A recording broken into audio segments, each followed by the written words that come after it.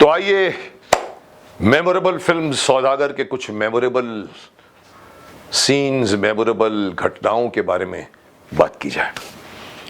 मैं आपको एक तो ये बता दूं कि हम जब शूटिंग करते थे कुल्लू मनाली में, और इंटरेस्टिंग पार्ट ये था कि कुल्लू मनाली में उस वक्त, स्पेशली मनाली था मेरे ख्याल से, मनाली में दो जगह पर 2 यूनिट वहाँ पर ठहरी हुई थी। पिकेडिली होटल में हम ठहरते थे, अनिल शर्मा की तहलका की यूनिट वहाँ ठहरी थी, धर्म जी और आपको देखा तहलका तो आप जानते हैं मेरी, और सौदागर की यूनिट भी वहाँ ठहरती थी।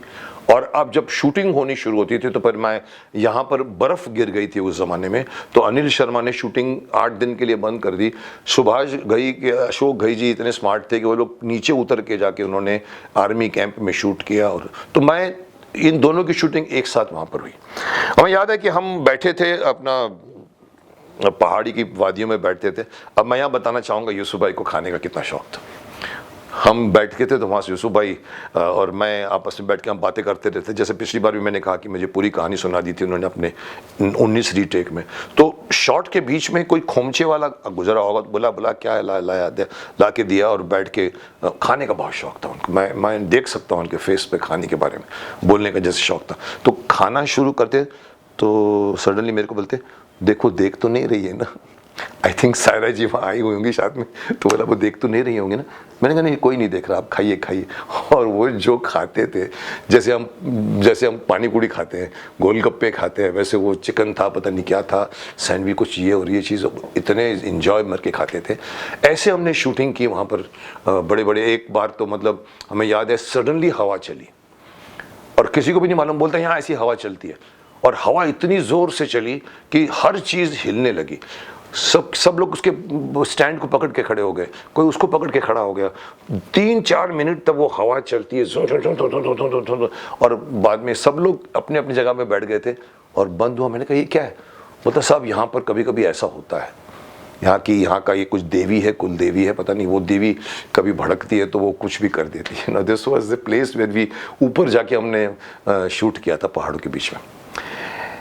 एक और बात मैं अगर बताना चाहूँ इसके बारे में, एक इंटरेस्टिंग बात, तो मैं पिछली बार भूल गया आपको ये बताने के लिए कि मैंने कहा जैसे बड़े बड़े एक्टरों को लिया गया था, मैं एक बहुत बड़े एक्टर का नाम भूल गया, माफ़ी चाहता हूँ। अमरीश पुरी जी मेन विलन थे इसमें, और उनके साथ भी शूट, जो एंड में मारते भी हैं मेरे को, और दिलीप ताहिर, और वो शूटिंग हमने महाबलेश्वर में की थी। महाबलेश्वर की बात मैं बाद में बताऊंगा। मैं पहले एक बात बताना चाहता हूं कि जब हम लोग चलो महाबलेश्वर की बात करता हूं। महाबलेश्वर को मुझे याद है हम लोग वहाँ पर 1 हफ्ते के लिए गए थे।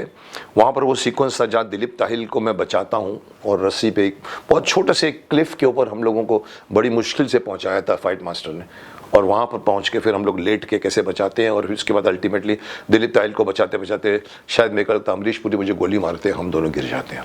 और वो महाबलेश्वर की शूटिंग हमने उतनी की। उसके बाद एक अचानक एक न्यूज़ आई कि कल से पैकअप हो रहा है, काम बाकी था। मैंने कहा क्या हो गया? बोला सुभाष जी की तबीयत खराब हो गई। अब नेचुरली डायरेक्टर की तबीयत ठीक न, कहाँ शूटिंग होगी। सब लोग पहुँचे वहाँ पर कि हम जाने के पहले तो सुभाष जी के वहाँ पहुँचे, तो सुभाष जानी साहब भी, राजकुमार जी भी पहुँचे, और मुझे याद है कि उसको सुभाष जी ने शायद कहा होगा वो कुछ गैस तो हो गई है कि पता नहीं उनको तबीयत। तो जानी बोलते हैं राजकुमार जी, जानी ये कुछ नहीं है, गैस है, गैस ठीक हो जाएगी, ऐसा क्यों करते? अब वो देखा उनका दिलेरपन, उनको कैंसर था, किसी को नहीं बताया था उन्होंने। तो वहाँ पर उन्होंने सुभाष जी को कहा कि क्यों शूटिंग रोकते हैं, कुछ वेट कर लेते, लेकिन सुभाष जी, हम लोग पूरे पैकअप करके बम्बई आ गए थे, और उसके बाद फिर दूसरी बार गए थे। अब बात अगर मैं निकालूं राजकुमार जी और दिलीप साहब की कास्टिंग की, तो मुझे एक बात याद आई है कि मुझे शायद सुभाष जी ने अपने किसी इंटरव्यू में बताया है कि जब राज जी को साइन करने के लिए गए थे वो, और राज जी को उन्होंने कहा कि मैं एक फिल्म बनाने जा रहा हूँ जिसमें आपको भी लेना चाहता हूँ और दिलीप साहब को भी आपके साथ में। तो बोलते राजकुमार जी के मुंह से निकला, बोला जानी इस इंडस्ट्री में सिर्फ 2 एक्टर हैं, एक हम हैं और एक यूसुफ भाई है। अब सुभाष जी को था कि शायद ना कर देंगे, बट ये पॉइंट सुनकर सुभाष जी को लगा कि करेंगे और वो फिल्म उन्होंने साइन की।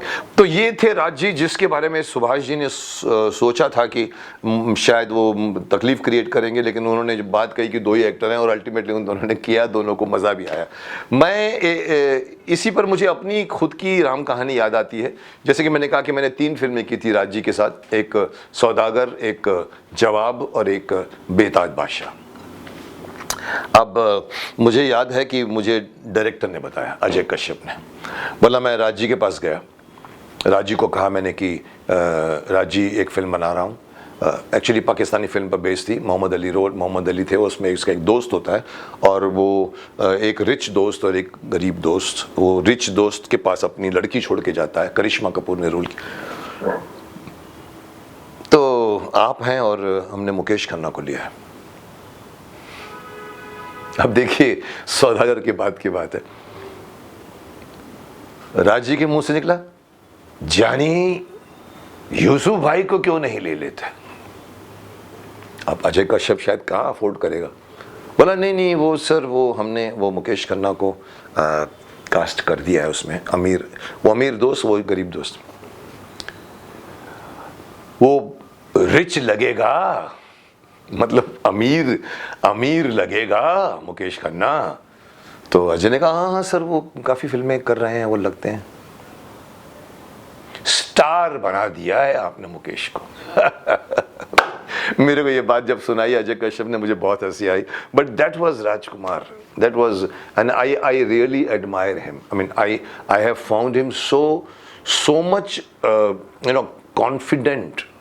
मतलब मैं जवाब की भी घटनाएं सुना सकता हूँ आपकी, लेकिन मैं अभी सौदागर पर हूँ, पर उनको मैंने देखा है कि जैसे कहते थे कैंसर था और सुभाष जी को आके बोलता, अरे गैस है, गैस ठीक हो जाएगा, शूटिंग क्यों कैंसिल कर रहे हो। ये टाइप के इंसान थे, जिनके बारे में अगर मैं छोटी सी बात बोलूँ कि मरने के बाद में किसी ने उनकी अर्थी नहीं देखी, क्योंकि कहा गया था कि कोई नहीं आएगा हमारी शमशान यात्रा में। ये मैं ऑथेंटिक बात बोल रहा हूँ, क्योंकि मुझे याद है कि जब मैं शम्मी कपूर जी के घर में गया था, मुझे कुछ लैपटॉप खरीदना था और वो बहुत मशहूर थे कंप्यूटर के मामले में, तो मैं उनके घर पहुँच गया, मैंने तहलका की थी उनके साथ।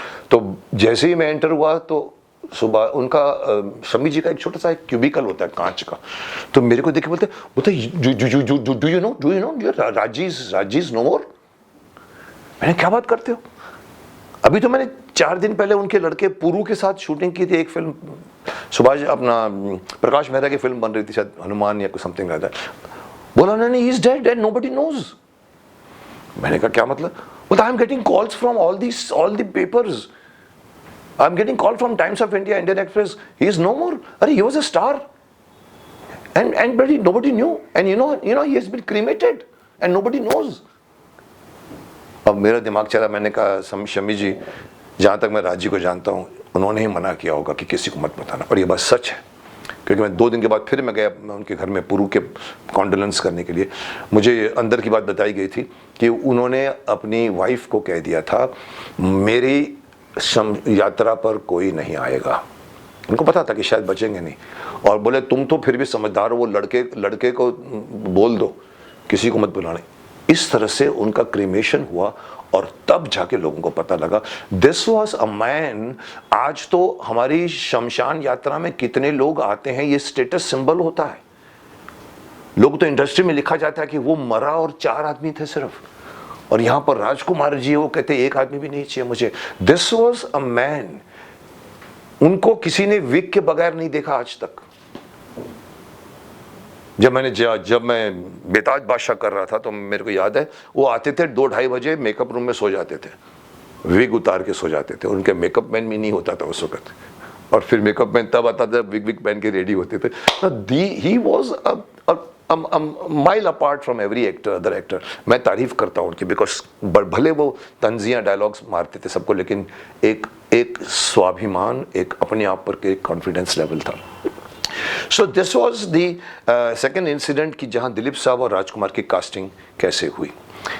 इसके अलावा अगर मैं बात करना चाहूँगा, अंत में मैं आपको ये बता दूँ कि फिल्म बनने के बाद ताजमहल होटल में शायद इसकी इसकी प्रेस पार्टी हुई, जहाँ पर सब लोग प्रेस आता है और वो आता है।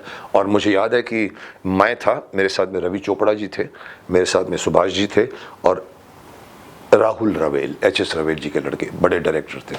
और हम लोग बातें करते करते तो सुभाष जी ने रवि चोपड़ा को कहा, you know I could not handle this boys role, you know, मेरे को इशारा किया। मैं उस वक्त नया था, डेफिनेटली महाभारत थी मेरे पीछे।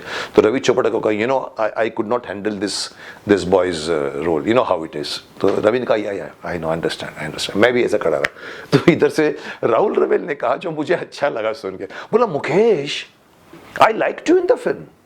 और मैं थोड़ा सा खफा तो था, क्योंकि मैं हमेशा बोलता हूँ साइन करने के पहले मैं क्या कर रहा हूँ। अब इसमें मैं नहीं बोल सकता क्योंकि दो बड़े मेरे से बड़े दिग्गज एक्टर है, तो मैं कुछ नहीं बोला। पर मुझे मालूम है कि जिस तरह से रोल मैं चाहता था फिल्मों में करता हूँ, मेरी आदत है करने की, वैसा शायद इसमें नहीं होगा। तो राहुल ने कहा, Mukesh, you know I like you in the film. मैंने कहा, अच्छा। बोला, हाँ मुकेश, दिलीप साहब और राजकुमार की फिल्म में और कोई नहीं दिखता, तुम दिख रहे थे इस फिल्म में मेरे को। I mean, that was a satisfactory, थोड़ा सा कॉन्सोलेंट वो मेरे को हुआ। तो मैंने कहा, ओके, सो आपने अच्छा काम किया। मैंने बोला, अच्छा काम किया। सो दिस वाज सौदागर, जो बनी एक बड़े, आज दोनों स्टार नहीं हैं हमारे साथ, और मुझे भी सौभाग्य मिला देश साहब का लड़का बनने का। काफ़ी कुछ मैं कभी पहले उनसे नहीं मिला था, कभी फंक्शनों में ही मिलता था सिर्फ, लेकिन वहाँ पर मैंने काम किया और उनके बारे में बहुत कुछ जाना। और राजकुमार जी के साथ भी मैंने काम किया है और 3 फिल्में की हैं और 3 फिल्मों में मैंने जाना है। तो मुझे इसलिए लगा था कि मैं आपको बताऊं कि Saudagar was one of the most unique film, most difficult film and very very successful film. Credit goes to Subhash Ghai ji, और कोई डायरेक्टर की बस की बात नहीं थी। सो दिलीप साहब और राजकुमार की दोनों की आत्मा को मैं श्रद्धांजलि देना चाहूँगा। जहाँ भी रहें आप सुख से रहें, और आप जैसे एक्टर इंडस्ट्री में मुश्किल से मिलेंगे।